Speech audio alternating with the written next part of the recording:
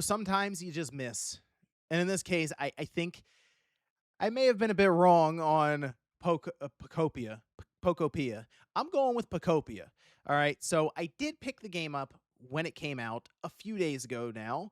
And originally, I was looking at this game and thinking, it might not be a game for me. It might be something that's like a fun little Pokemon spin-off game that the Pokemon fandom checks out, and it's like that's fun. On to the next thing. Where's the next big Pokemon game? Gen 10.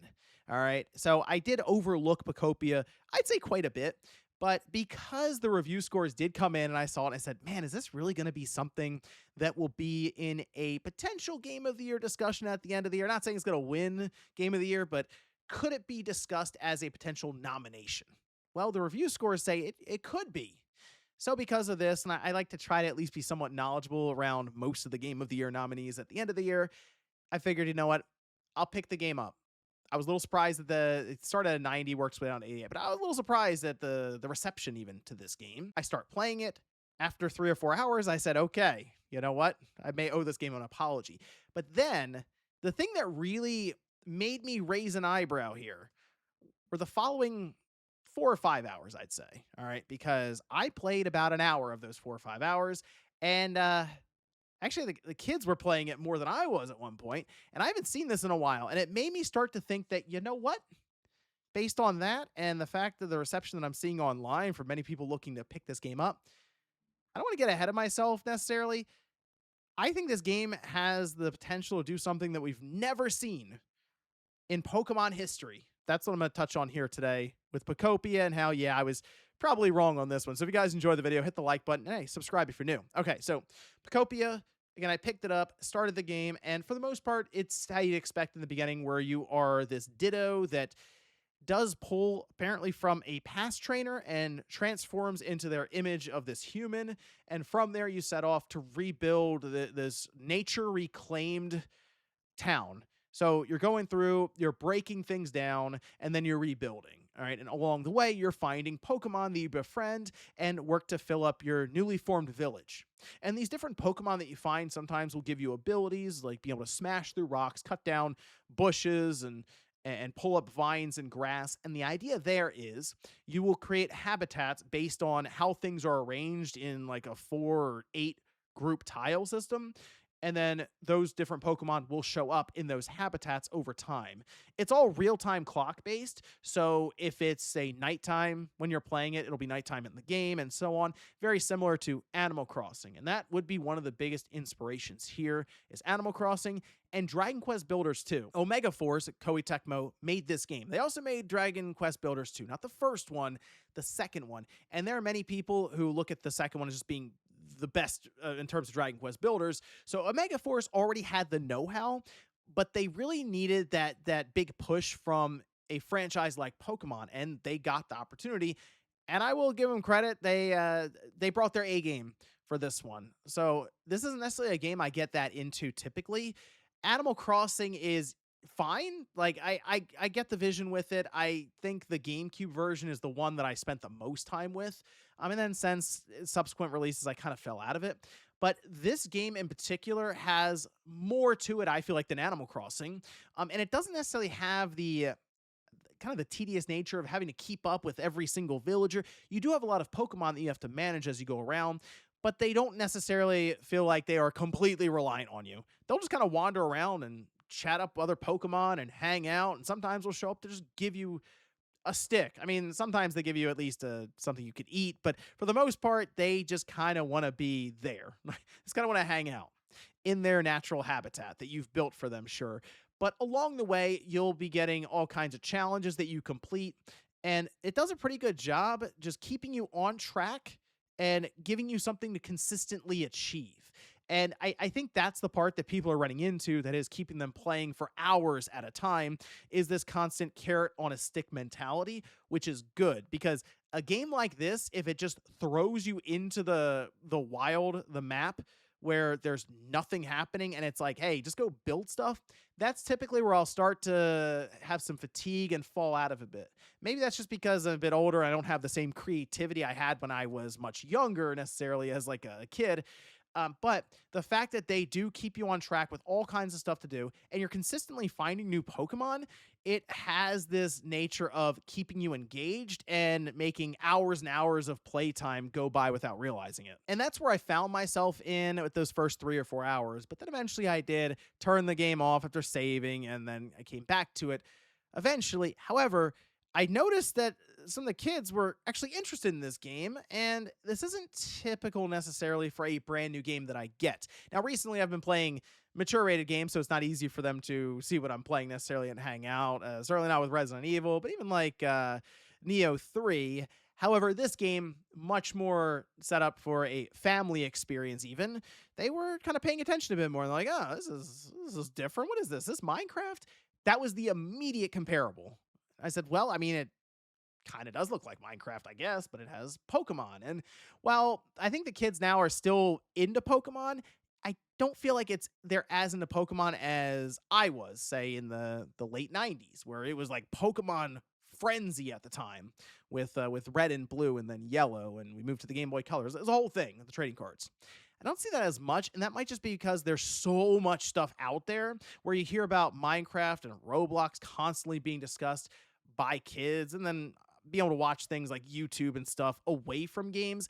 There's a lot of stuff grabbing attention. However, this game did grab attention immediately to the point where, yeah, they're just kind of playing Pokopia. Well, specifically, the 8-year-old was playing it a lot, and everyone was kind of watching. But I noticed, I was like, I leave and I come back into the room, like, oh, you're still playing this game. And like, yeah, this is really fun. And that's the moment where I went, oh, they might have something here with Pokopia, because there is the sense of trying to get the younger generation on board with Pokemon constantly. Because let's face it, Pokemon now, especially more than ever, is selling to an older audience, as especially the people from we'll say late '90s, early 2000s have just continued to stay on board with Pokemon. The Pokemon company knows they already have you. It's like, how do we get the next generation on board? And I gotta say, I kind of think Pokopia is gonna be that big turning point right now, just based on my own anecdotal evidence, but even just seeing a lot of the reception online right now. Think back to games that I consider classics, like the older games coming up, like your Mario 64s or your Golden Eyes or your Super Mario World or Mario 3 or the original Pokemon Red and Blue. And you think back to those titles and you're like, those are classic staples that I remember fondly, and I could pick them and play whenever because, yes, of that nostalgia driven nature to it. So I think about now, even with the generation that is 8 now, and which games do I think in 15 or 20 years they could look back on as classics? And it's like, well, obviously Minecraft is one. Roblox comes up a lot, Fortnite, etc. It's like, could Pokopia find its way into the classics category? I guess it's possible, but it's something that I've started to get the feeling from just seeing their reaction and interest in it almost immediately, to where it does kind of feel like this is Pokemon's Minecraft almost. I mean, check this out. After 3 or 4 hours of them playing it, switching off between the controller. We even tried Game Share with their Switch 1, and it worked okay. You have to leave your initial area and then go off to a separate island that you find. And there are ways you find different parts of that initial island that you break through with abilities, almost kind of Metroidvania like, where you come back to an area and it's like, oh, now I can get to this next area. It's not like super frequent, but it does happen in the game. However, to do the multiplayer, you have to go to another island so you don't affect the story stuff. So it's kind of off to the side. But we used Game Share, and it worked fine-ish for Switch 1, but eventually it disconnected. So I say, hey, just go ahead. You just play and mess around on the story mode island. And he was rolling. They were setting up houses. They were making friends with Pokemon. They were clearing large areas so they could build out little gardens. There's a whole thing happening here. And they're like, yeah, it's like Minecraft. This is actually really cool, but there's Pokemon. And it got to the point where I said, you know what? You guys have been playing this for a while. Write down some reasons. Let me know why are you enjoying this game? And there's homework getting done for this game. They're getting a kick out of it. And for the most part, they say, I like the game because it's like Minecraft, and I love Minecraft. My next reason why I love the new Pokemon game is because I love all the Pokemon. My last reason why I love the Pokemon game is because I love the power he has, like the boxing one. He just likes punching stuff. And then uh, the younger one that was just watching is I like the cartoon. I like the cartoon character. I like cartoons. Yeah, I do think the and then I like Pokemon configure. I think the Ditto main character is actually pretty good for this entire thing. I mean, it's very, very clever the way that they have Ditto set up to take on the form of the human, but also take on the form of all these other Pokemon that just give you abilities and powers. And there are some that weren't necessarily shown yet, so I'm not even going to mention a few of these, but they're legitimately useful in the game to terraform your area, but also be able to get more and more Pokemon on board. So there is also that catching element kinda where you recruit these different Pokemon and see what they can offer to your little town that you're building. Oh, and you know what's kind of an outlier for me with Pokopia versus most other Pokemon games? I'm legitimately interested in the backstory for this game, or really the story, I'd say, going forward, trying to figure out what happened here in this world. See, humans are just gone, but there are traces that they did exist before, and in fact, they were here in this area. Whether it's the broken down Pokemon Center that you're rebuilding or finding different notes, there are times where I found journal entries for trainers that almost seemed like some kind of cataclysmic event happened that wiped everything out here. So I'm hoping that there is some kind of payoff, at least a decent payoff, I'll say, as a big reveal for the mystery that is constantly ongoing here, where even some Pokemon are remembering their past trainers, and they keep alluding to the idea that this was like a bustling town at some point. So I'm genuinely interested in the end of this game to see what happened to all the humans and if they're coming back.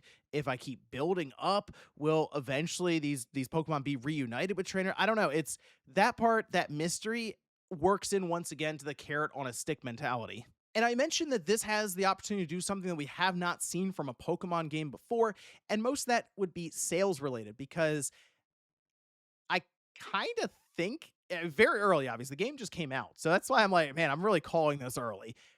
I think the potential's there for this game to outsell Pokemon Red and Blue. I know it sounds crazy. You're like, wait, that's 32 million. Yes. Animal Crossing has sold what, almost 50 million or something. I I'm kind of looking at Pokopia in a similar fashion. And I know Animal Crossing had the boost from the pandemic and people being inside. This has the boost from Pokemon.